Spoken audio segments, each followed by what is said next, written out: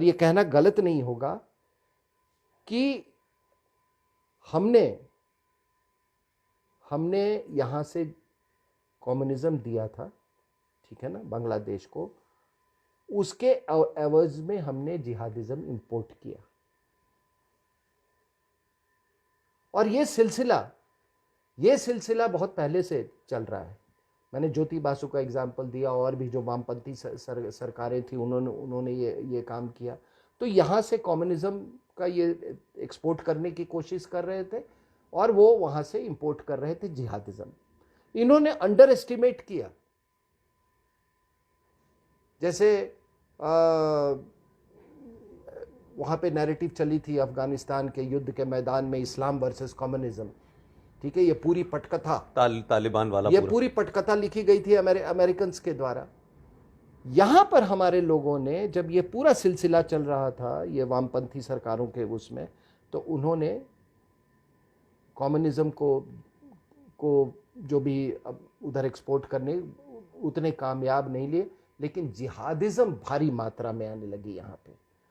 अब होता है क्या कि ये जिहादी तत्व जो हैं उन्होंने विकल्प देखा। जब कम्युनिस्ट ताकतें कमजोर होने लगी बंगाल में, तो उन्होंने एक विकल्प देखा, ममता बनर्जी के टीएमसी में चले गए। वो उनका तो एजेंडा चलना चाहिए। उनको उन्होंने वामपंथियों को छोड़ा और इनके साथ मिल गए। और यहाँ तो इनको एक ऐसी महिला लीडर मिला कि वो पब्लिक में नमाज पढ़ने के लिए तैयार थी। वो मीडिया के कंजम्पशन के लिए और दुनिया के कंजम्पशन के लिए वो खुले में नमाज पढ़ने के लिए तैयार थे। तो उन्होंने अपने एजेंडा के तहत कम्युनिस्टों को जेटिसन किया और इसके साथ जाके मिल गए। अब मिल गए तो ये पूरा का पूरा इलाका जो है वो जिहादिज्म से कंज्यूम हो रहा है।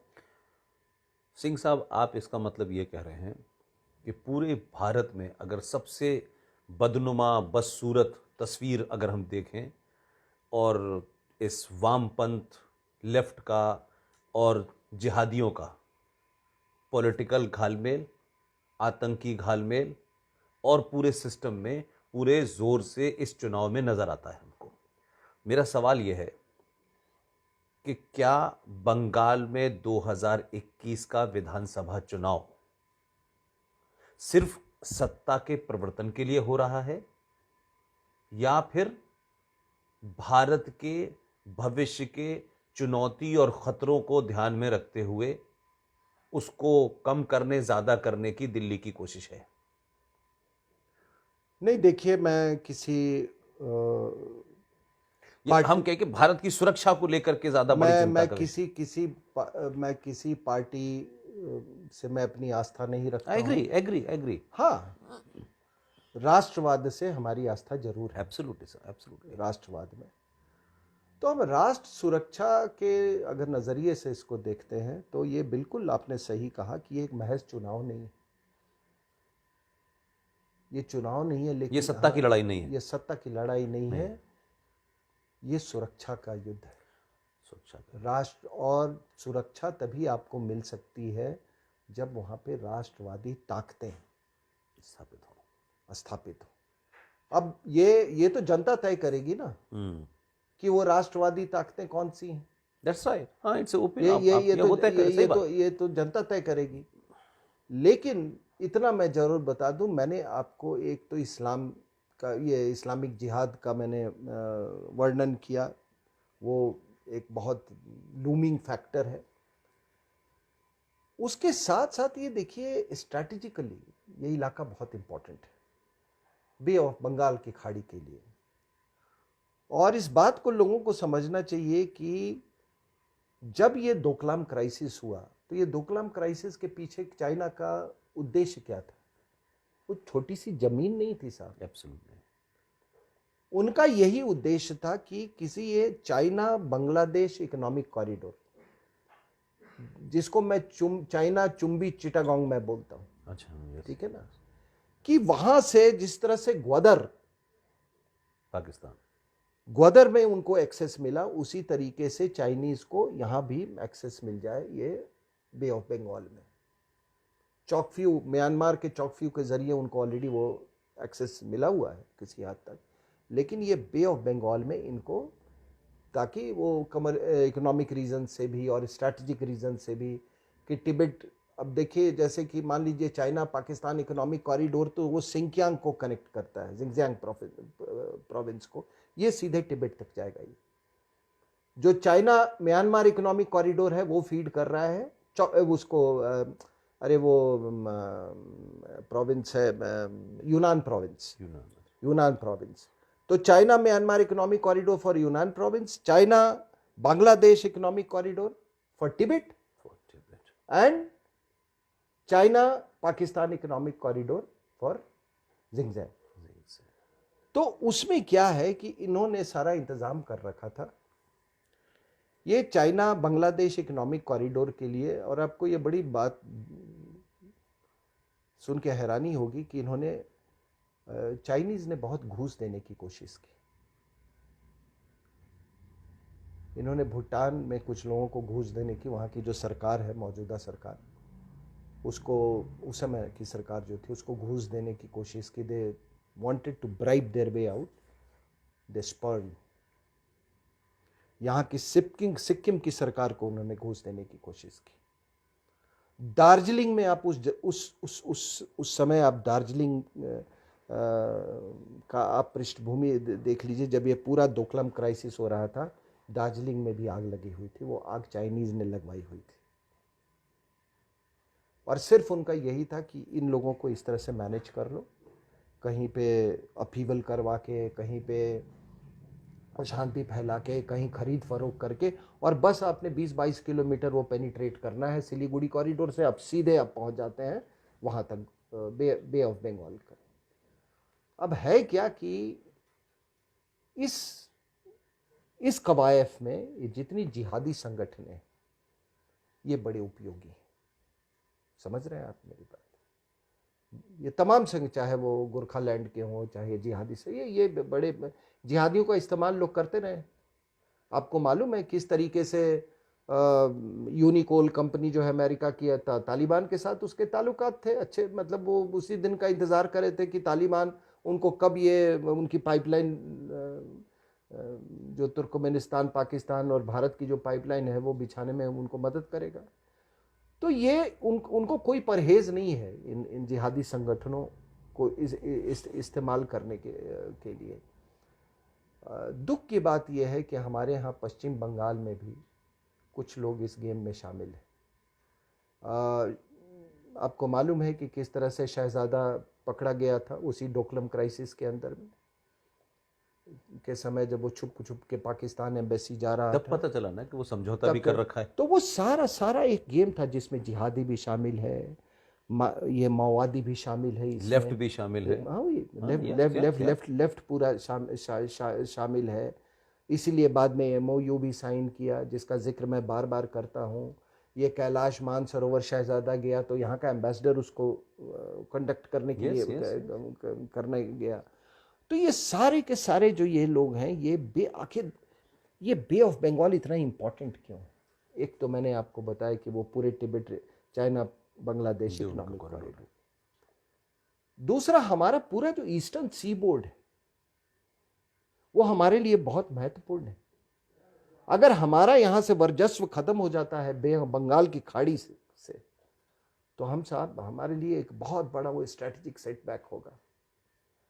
और एक और मैं बता दूं कि हमारा नो फर्स्ट यूज पॉलिसी है, तो अगर no first use nuclear policy है तो हमको सेकंड स्ट्राइक कैपेबिलिटी पे निर्भर करना है।